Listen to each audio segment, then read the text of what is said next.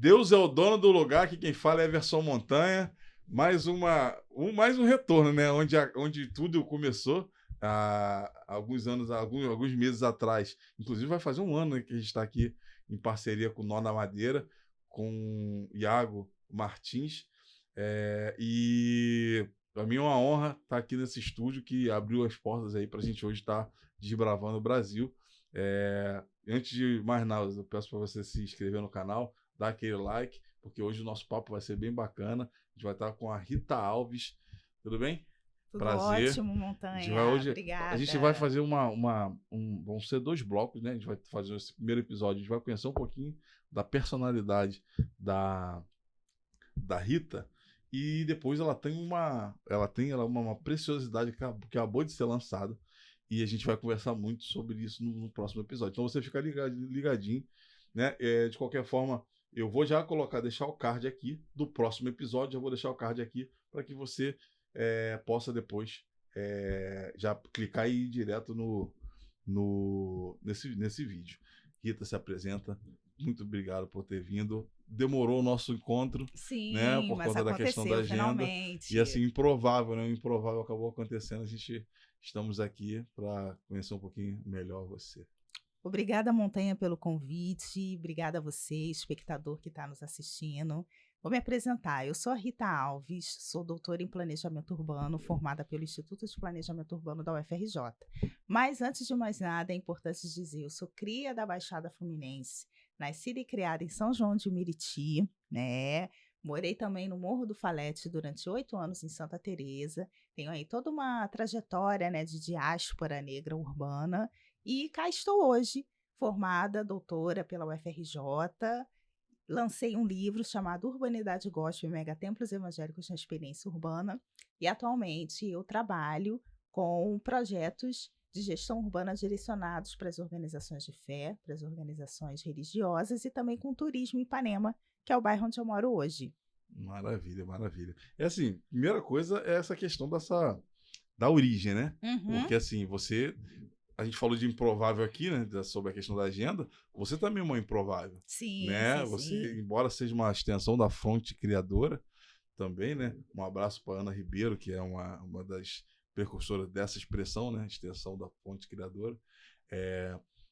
Você acabou superando uma série de adversidades para você estar hoje trilhando onde você está trilhando, brilhando aqui na Zona Sul.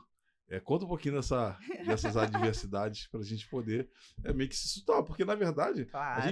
nós negros hoje, eu não parei para particular isso, que eu particularmente essa questão de racismo eu não tenho muito como pauta. Inclusive é uma coisa que eu preciso observar mais, contribuir mais, já que eu tenho um espaço em algum local para falar minhas ideias.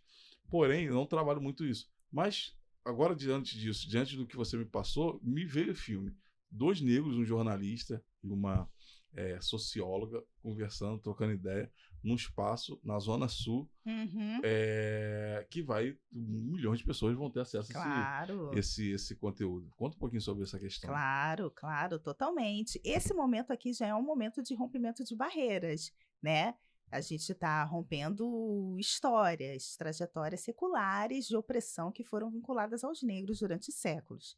E aí, como que eu cheguei nessa trajetória? Bom, primeira coisa que eu acho que é muito importante pontuar foi o papel da religião na minha vida. Eu venho no contexto de Baixada Fluminense, morei no bairro de Coelho da Rocha, que desde aquela época, né, os anos 70, 80, já era um bairro que tinha alguns índices de violência, né? Porque é muito perto da rodovia, então já acontecia ali muito assalto, drogadição. E a minha mãe era uma mulher evangélica, ela se converteu pouco após eu ter nascido, e da família inteira ela era a única pessoa cristã, e ela me trouxe, né, essa formação cristã na minha educação. Então, o fato de, claro, ela era de uma igreja assim, muito restritiva e hoje, felizmente, né, teve muitos avanços, muitas mudanças dentro dessas denominações, que fez com que as mulheres pudessem progredir, ter mais liberdade e tudo mais. Mas, assim, analisando contextualmente, o que acontece? A minha criação, a minha formação me tirou desse contexto de violência, certo? Então, assim, eu posso dizer que eu tive um privilégio que nenhuma garota que conviveu comigo teve, entende? Que foi ter mãe presente, estudar, né? Que foi ter carinho, atenção, tudo isso quem deu à minha mãe, quem trouxe para a nossa convivência foi a religião. Isso é importante pontuar, certo? Então começa aí. A segunda questão foi a seguinte: eu comecei a trabalhar muito jovem, né, na adolescência, já há 18 anos, e eu tive alguns empregos, né, que tinham uma remuneração muito baixa, como, por exemplo, eu já fui cobradora de ônibus, já trabalhei como caixa de supermercado, iniciando essa trajetória, né, que todo jovem precisa ter para Já fui ingressar. cobrador também. Sim, para ingressar no mercado de trabalho. E aí, o que que acontece? Nessa época que eu trabalhei como cobradora, eu também já estava na graduação em Ciências Sociais, eu trabalhei como cobradora do ônibus no metrô. E num belo dia, entrou no ônibus uma socióloga, que era uma senhora já rica e que não andava de transporte público, né? Ela tinha um motorista próprio dela, só que nesse dia o motorista não pôde ir e ela precisou pegar esse ônibus. E aí, como é que as nossas histórias se cruzam com o empoderamento negro, o rompimento do racismo? Muito do meu trabalho, hoje em dia, também fala de superação das dificuldades negras por meio da beleza. A gente sabe que muito do movimento negro, e não querendo menosprezar, né, todas as iniciativas de empoderamento, mas assim, muita trajetória negra foi falar sobre o enfrentamento do racismo a partir das formas de opressão, de todas as opressões que a gente viveu. E o meu trabalho, hoje em dia, o meu foco é sempre falar de superação do racismo por meio da beleza, que foi o que tocou essa senhora. Quando ela entrou no ônibus e me viu lá na cadeira de cobradora, ela perguntou assim: Nossa, o que uma menina tão bonita está fazendo aqui no ônibus? O que você faz da vida além de estar aqui? Eu falei para ela, agradeci o elogio e disse assim: além de estar aqui, eu também faço ciências sociais, né? Que eu estou estudando para ser socióloga. E ela falou assim: Nossa, que incrível, eu sou socióloga também. Eu tenho muitos livros na minha casa. Você não gostaria de passar lá, não, para poder pegar alguns livros que eu quero muito doar e eu acho que vai ser oportuno doar para você? Ali a gente trocou contato, eu fui na casa dela, peguei os livros e a partir dali a gente iniciou uma amizade muito grande e muito profunda.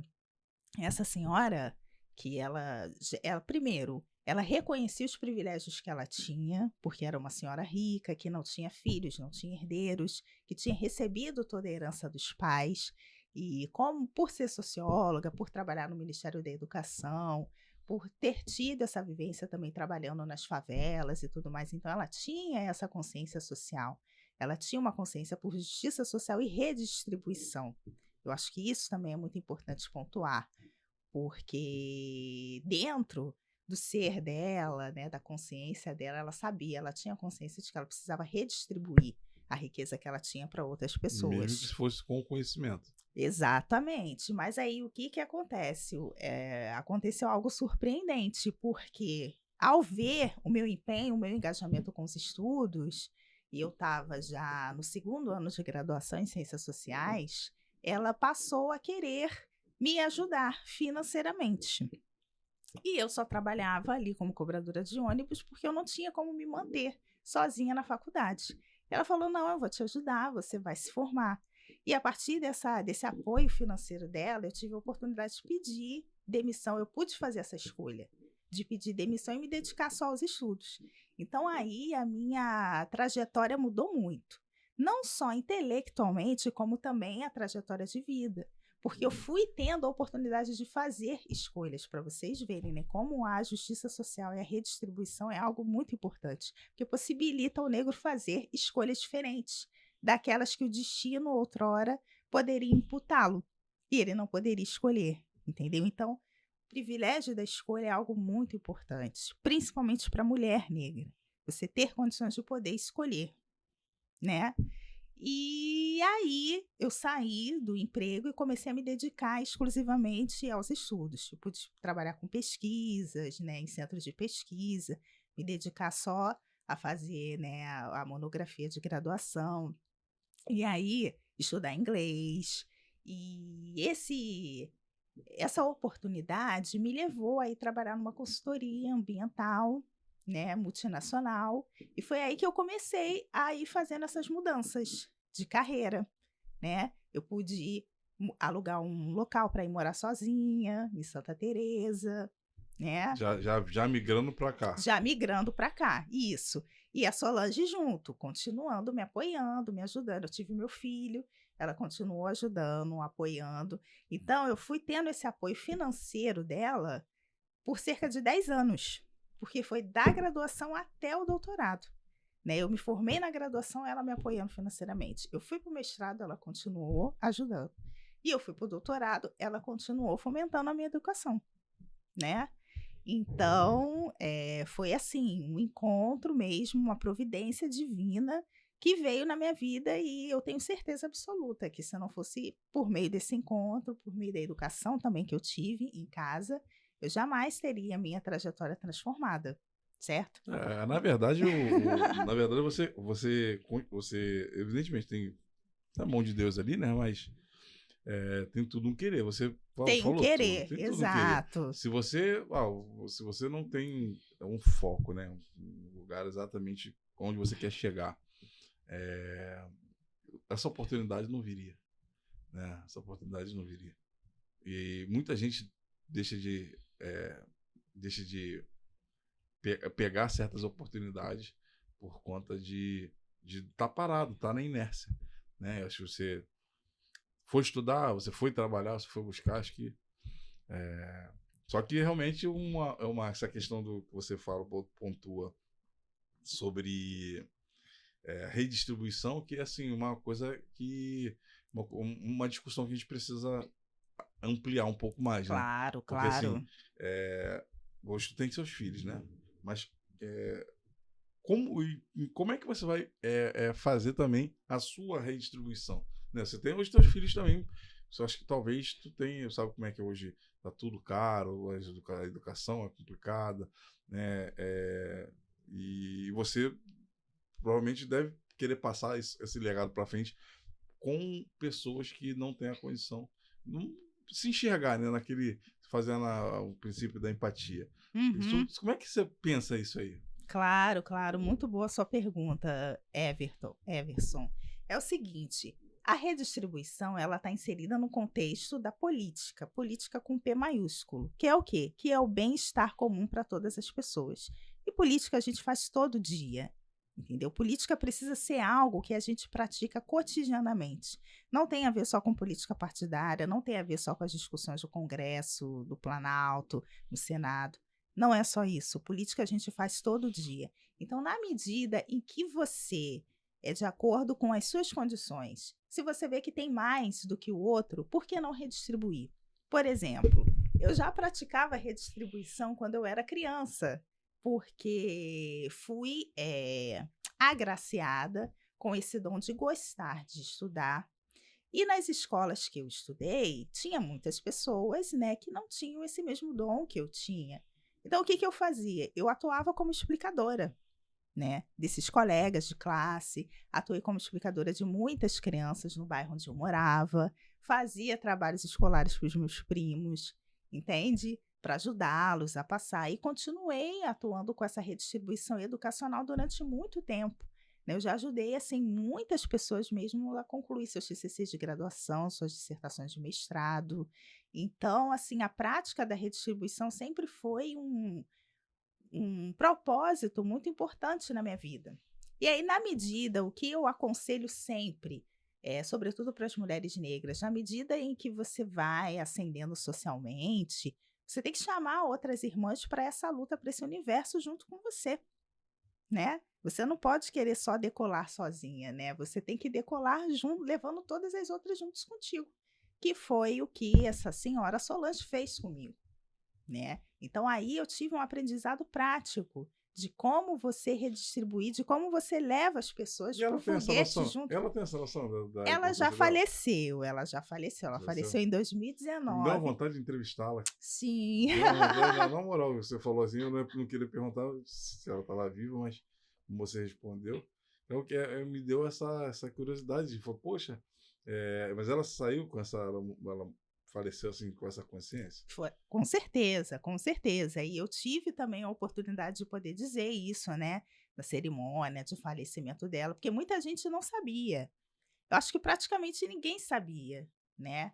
E lá na cerimônia, as pessoas que trabalhavam com ela, que assessoraram ela, também ficaram assim muito surpresas.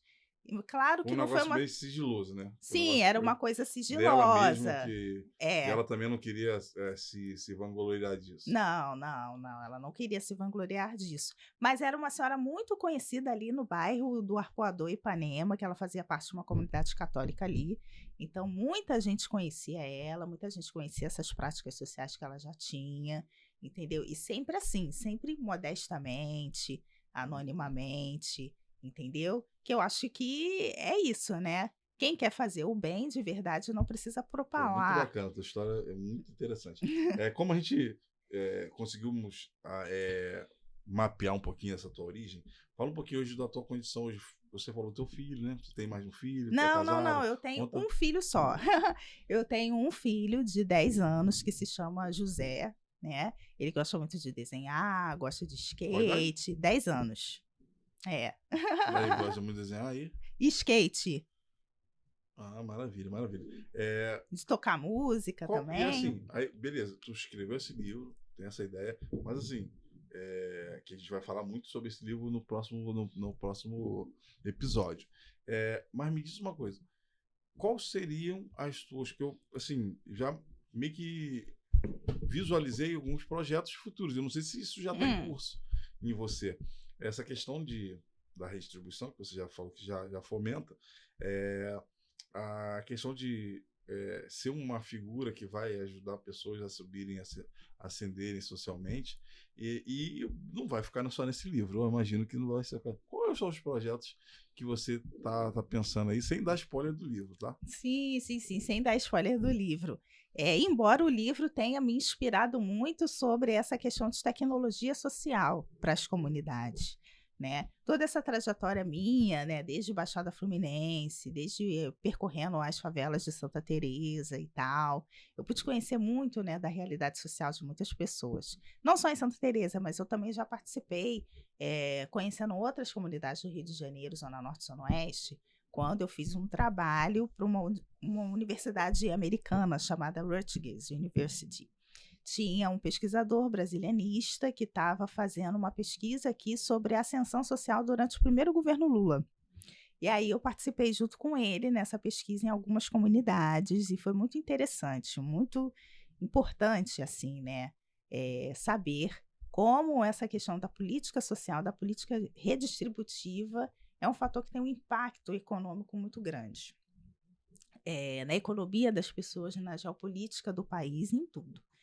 E já dando assim meio que um spoiler daquilo que eu estou pensando em desenvolver, e como o meu livro fala muito das organizações religiosas, eu acho que todas as religiões, os templos religiosos, sejam evangélicos, candomblecistas, templos de Santo Daime, tudo, eles precisam ser empoderados e encorajados para que eles pratiquem a redistribuição, para que o templo não seja só um lugar de culto, só um lugar de transcendência espiritual.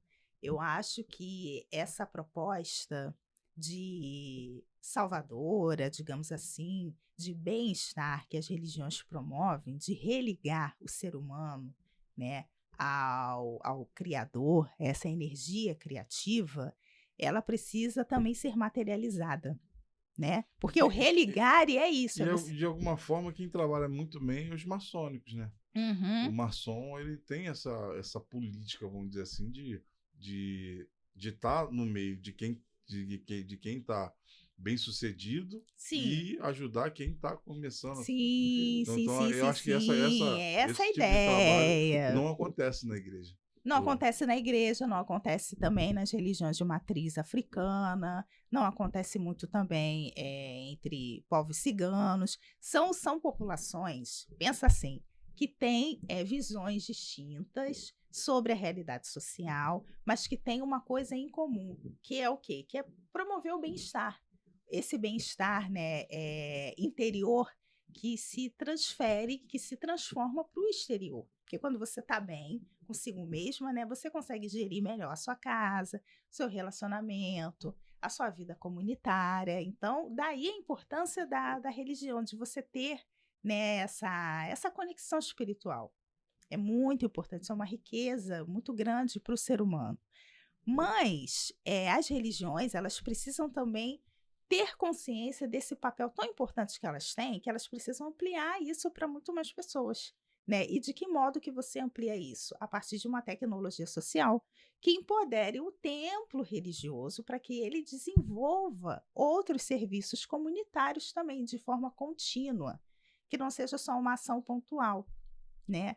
Então, meu projeto, o que eu estou bolando, o que eu estou desenvolvendo nesse momento é exatamente isso.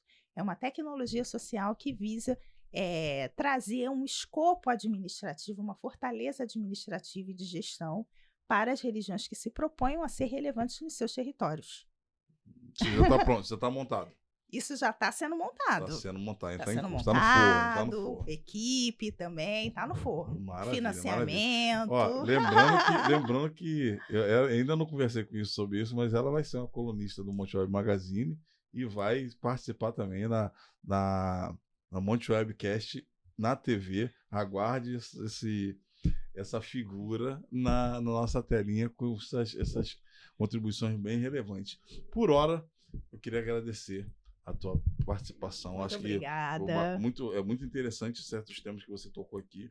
Eu acho que a gente precisa, inclusive, ampliar, de fato, essas discussões e fomentar, de fato, essa ideia de redistribuição. Eu acho que é muito interessante. A gente fala muito sobre isso na parte social aqui.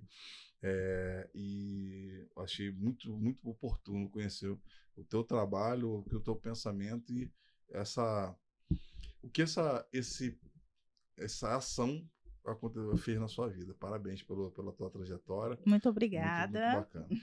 Conta pra gente, né, usando essa câmera aqui, como é que faz para te achar, como é que faz para comprar o livro, antes mesmo de você, as pessoas saberem exatamente do que se trata. Fala para ele como é que faz para te achar. Sim. Pessoal, nas redes sociais, o Instagram é doutora Rita Alves, DRA Rita Alves. Vocês vão encontrar lá muito da minha trajetória, do meu trabalho no planejamento urbano, toda essa perspectiva que eu trabalho de interseccionalidade, economia, urbanismo, com as religiões, com as mulheres, também que é meu público-alvo, meu objeto de trabalho. Facebook, Rita Gonçalo.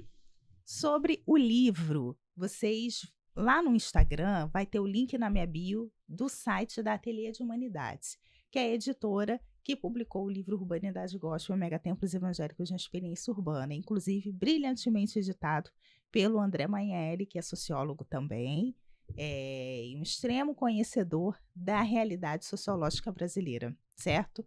Lá nesse link da Ateliê de Humanidades, vocês vão ver todas as possibilidades de aquisição do livro por Pix, cartão de crédito, cartão de débito, para chegar no conforto da sua casa, em qualquer lugar do Brasil, inclusive fora do Brasil, ok? Maravilha, eu imaginei aqui uma bancada. Eu vou fazer isso. Vocês estão vendo aí as minhas severinas, né? Que a gente chama o pessoal que me ajuda na parte da Monte Web. A Bruna Ferreira, a Letícia Figueiredo e a Cássia das Marias, junto com você numa bancada falando sobre essas questões. Eu vou depois fazer a conexão. Eu acho que vai ser um episódio bem interessante. Show de bola!